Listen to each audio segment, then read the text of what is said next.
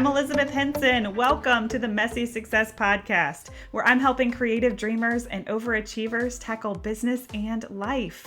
After 6 years of being my own boss, I finally unraveled a tiny bit of what it takes to survive in this amazing world of being an overly creative entrepreneur. I'm your business bestie, here to help you with all those big ideas and to normalize some of the day-to-day struggles that we all share. My mission is simple. I want more women to make a living doing what they love and to feel good about themselves in the process. The best way to start? We can't do it alone. So welcome. I hope you'll hang out with me here where it's totally okay to be messy. All right. Hey guys, here we go. I'm so excited to see you again. This is going to be a tough act to follow from last week because Angie's episode, our marketing happy hour, was so awesome. We dove so deep and it just left me so motivated to work on my content in my Instagram feed. Angie is such a powerhouse with that. So today we're going to switch gears a little bit and I wanted to hopefully strike a chord and get you motivated to think about something special that you might be able to work on in your business. So a lot of people ask me, how do you come up with your ideas? How do you do it all? How do you just come up with these offers, my color study sessions, my creative network, the Find Your Five mastermind program? And part of it is that I'm half crazy. I'll be perfectly honest that I'm so creative minded that I just love to throw spaghetti at the wall and see what sticks and see what people want and what they need. But what I haven't really talked a lot about is the fact that I create a lot of these things because it's something that I need. It's something that I haven't been able to find to invest in myself. So I think to myself, well, if I need it and I want it and I think it will help my business, maybe other people will agree and maybe other people will want this thing too. So I kind of all along started creating things that I wanted as a consumer because I couldn't find them and turned them into an offer. Now you're probably like, well, if you needed it, what makes you an authority on it? What makes you able to teach it if it's something that you specifically were wanting? Well, a lot of times those type of offers are around community, bringing people together, finding ways to dive deep and talk business in an appropriate atmosphere, that type of thing. The first thing I'm going to talk about a little bit is my color study sessions that I came up with. And while I wasn't necessarily in a place where I felt like I needed this as a consumer, I had just gotten to the other side of that journey. And I have a background in art and design. So a lot of that stuff came, and I'm going to tell you what it is in a second. A lot of that came naturally to me. But there were no photographers teaching other photographers about the importance of aligning the color palette that we edit with our brand. And the art teacher and design background nerd in me wanted to do an experiment. And I wanted to have, a bunch of different photographers edit the same image so that I could show how one image can look incredibly different based on our signature edit, our signature style. And so I did that experiment and I blogged about it. I'll put all of that in the show notes. And people loved it. Like they really geeked out over it and it was so fun. And then I turned that into something that I can do with other photographers is to sit down and really look at their editing style and really look at their color palette and how that aligns with the overall brand messaging, the colors, the vibe, the mood. Okay. So just an example, and this actually applies if you're not a photographer as well. This is an overall kind of branding topic, but photographers have a unique situation where they're editing, their pictures, and that signature edit needs to be extremely consistent. Your greens need to always be in the same family of greens. We don't want to have neon yellow greens one day and then the next day we have these weird deep forest greens. Yes, the lighting changes, but I'm just talking about overall consistency.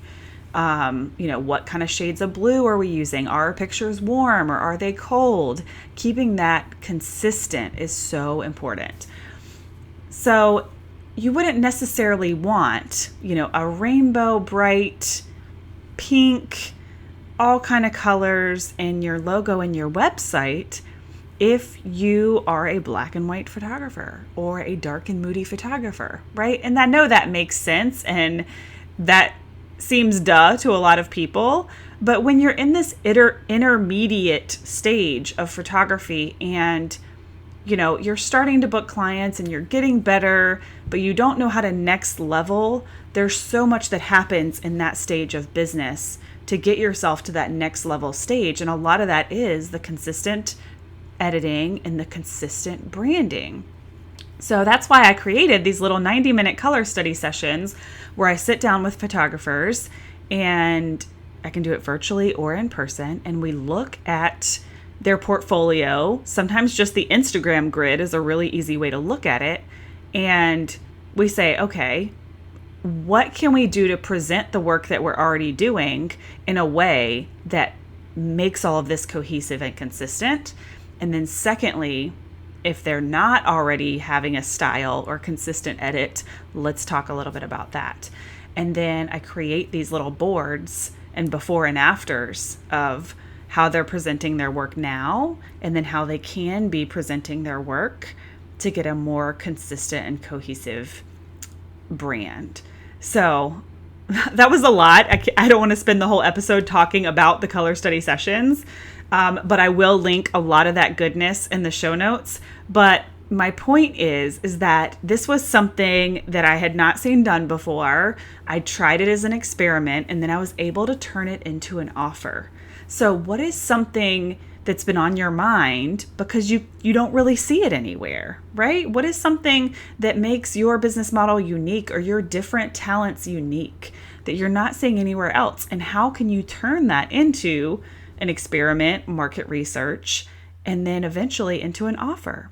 I think that's so fun, right? It's so fun to dig in and to see what we can really come up with on our own when we turn off some of that noise.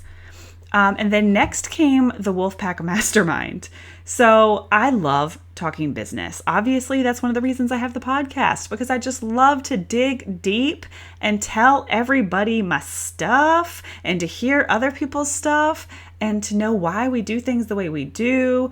And I just love the nitty-gritty of being an entrepreneur and growing my business and learning. I will always be a lifelong learner. I love it. I just love talking with other people and hearing their stories and all that good stuff.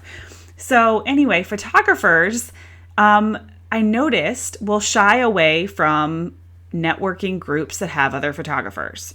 So, I'd love, to be a part of that, but there's so many photographers already.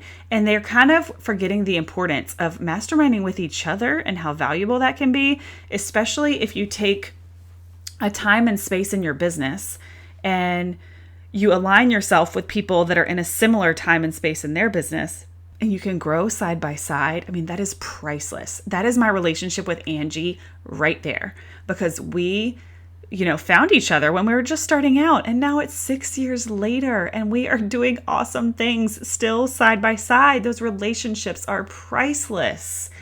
And I just wanted other women to be able to find those relationships and at the very least, just be able to talk life and business with other photographers, because I'm not going to lie, when photographers are in a room, we will take over and we will talk about the raw files and the editing and all of that stuff that could put my baker friends, bored to tears.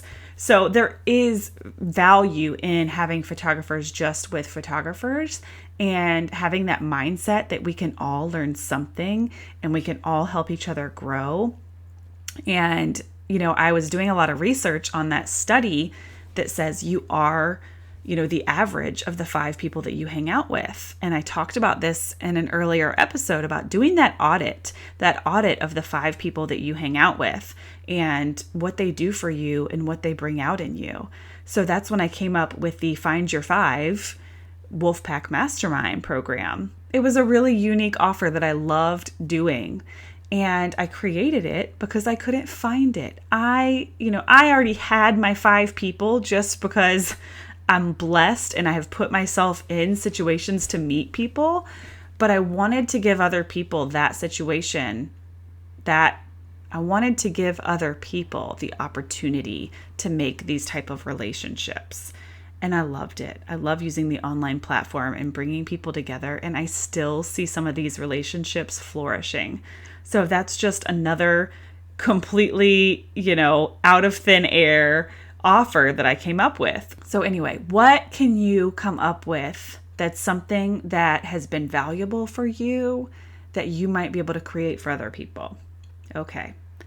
And then lastly, the local creative network. So the Find Your Five program kind of guided me in to this. It was kind of that stepping stone into the creative network, which is now where 90% of my, community building efforts are going. I just pulled that number out of nowhere. I don't really have a percentage on where my efforts are going, and I probably should.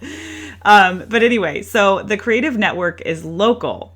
And I have attended a ton of local meetups, events. I've spoken at some of them, and I love doing that stuff. I do. And I love trying new things. But what I didn't find was the perfect gathering or meetup that I wanted to come to over and over and over. So I was like, okay, that was really fun. I had some cool takeaways. Okay, this was nice. I like that this is offered in the evening. But then I sat down and I said, okay, why am I not wanting to go to these over and over and over?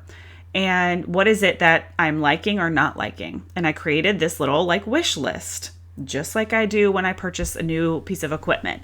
I created a wish list. I talked about this when I talked about my fitness journey too, and my gym. This is just, it's how I shop. It's how I create. If I have my perfect scenario, what would that look like? And, I was writing down the things that I didn't like so much. And a lot of the entrepreneurial based meetups that I was finding had a lot of males. They were very male dominant, which is fine, but male dominant that, they have all the answers and everything is a you should. And I don't know about you guys, but I don't really like being in an atmosphere that is very much you should, you should, you should, you should. And I don't know if I'm a little bit creatively defiant and I don't like following rules. Don't try to box me in, people. But I didn't like walking away just feeling like I had all these you shoulds at me. I really wanted to feel unconditionally supported for exactly who I am. The multi-passionate, creative entrepreneur, wedding photographer that's all on one website, podcaster. I mean, I'm nuts, right? I'm a little bit crazy, but this is the way that I feel works best for me. And the way that I have to be right now is true to myself and what I can maintain with 2 kids and my life. I can't be in all these pots separately. And I certainly don't want to give any of them up right now.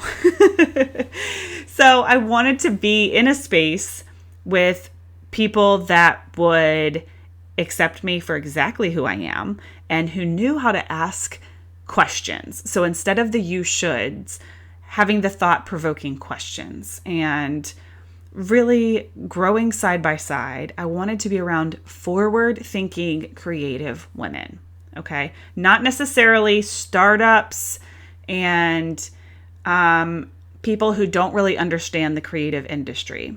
I've talked about this a lot with some of my peers, is that sometimes we feel like people just don't get us in the creative industry or the wedding industry. We're a little different. We're a little different than just a shop or a product sale or, a startup. Gosh, I met so many interesting entrepreneurs along the way. And I just was feeling a little lost and misunderstood. How can I find my home? How can I find my perfect community home? Because it is lonely working from home sometimes, especially if you have some extroverted tendencies. It's a struggle. So I created the Hampton Roads Creative Network.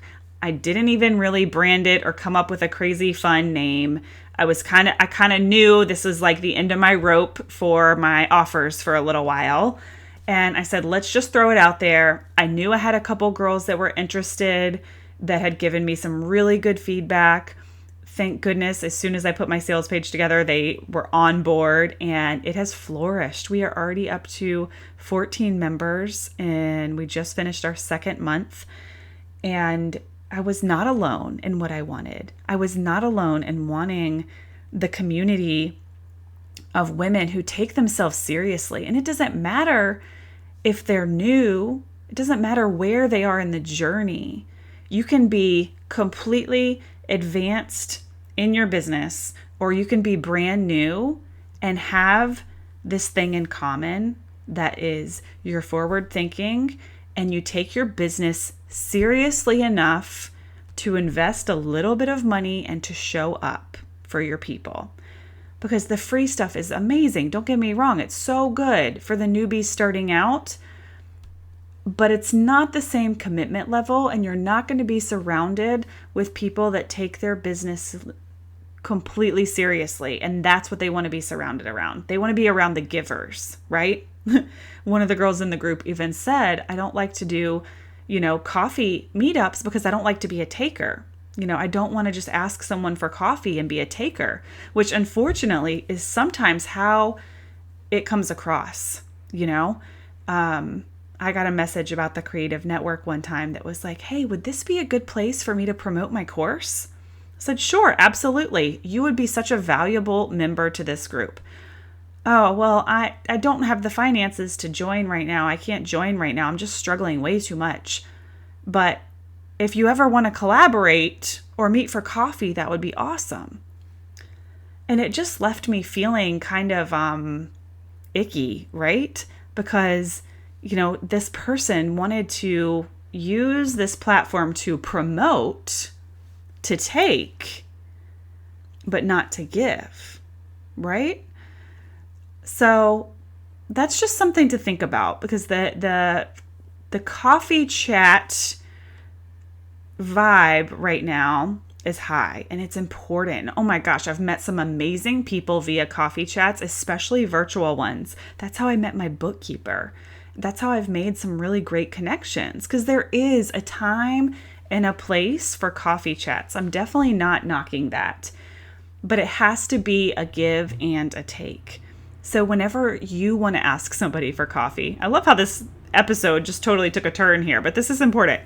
So if you ever want to ask someone to coffee, think first about what you can give. Where do you want to navigate that conversation so that that person is walking away feeling like they are so glad they met with you? Because I know some of us have had those chats, those meetings where we leave and we feel like we gained nothing.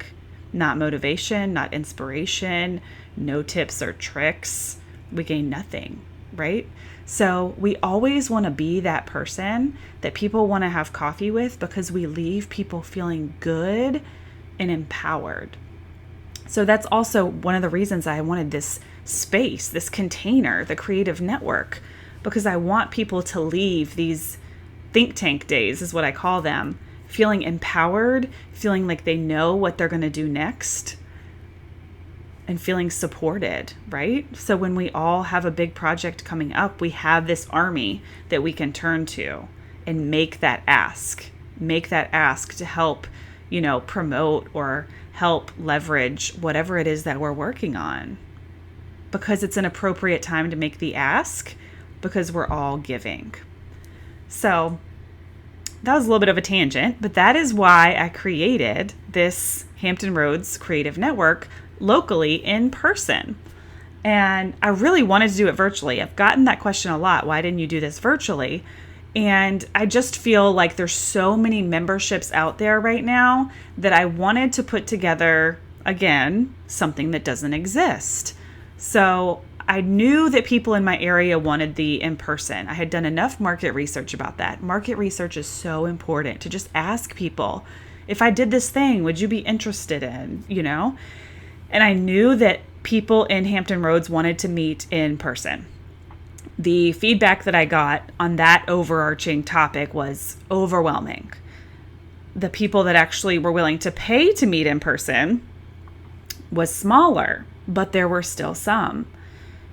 And then I started thinking, okay, I've got this list of people who A, want to meet in person, B, are willing to invest in it. How else can I make this offer unique? And that's when I added the quarterly headshots, because where else can you get headshots included in your membership? And, different opportunities for them to be leaders in a category that's going to help them shine as to whatever their gifts are, their unique talents, and things like that. So you get the point. I wanted a container for creative women. I felt like I couldn't find it, so I created it. So what is it that you find yourself wanting to do? Are you finding yourself wanting to go out to coffee with other creatives? Think about where the void might be in your business or your business/life. Like, what's missing? What is the missing piece that could help propel you and move you forward? And try searching for it, see what's out there, try everything that's out there. And if it's not for you, don't be afraid to stand up and create something. People want to hear from you. You are unique. We all have amazing gifts that we should be sharing with the world. So do it, share it, all the big ideas. I want to hear the big ideas. I want to hear what you're missing, what you want more of, and I will totally help you brainstorm a new idea. In fact, if you think you have an idea, share it with me or share it with us in the Messy Squad, and maybe I'll bring you on the podcast and we can just have a down and dirty brainstorming session. That would make me so happy. All right, you guys. So thanks for joining in. I know this was a little bit of a behind the scenes brain dump kind of episode, but I would love to continue the conversation on what it is that you need to help you get from point A to point B in growing your business or starting your business. What is stopping you? What are your fears? And let's chat about it.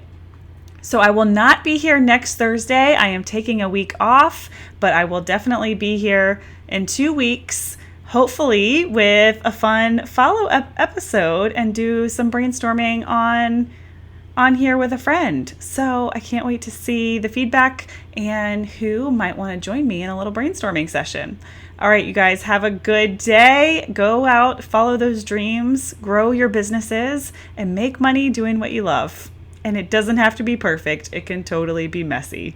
And don't forget to join in on all the behind the scenes conversation. You can join the Messy Squad by going to elizabethhensonphotos.com/podcast or visit today's show notes at elizabethhensonphotos.com/15. 15 as in the number 15 as elizabethhensonphotos.com/15, not spelled out. All right, you guys, I will see you soon.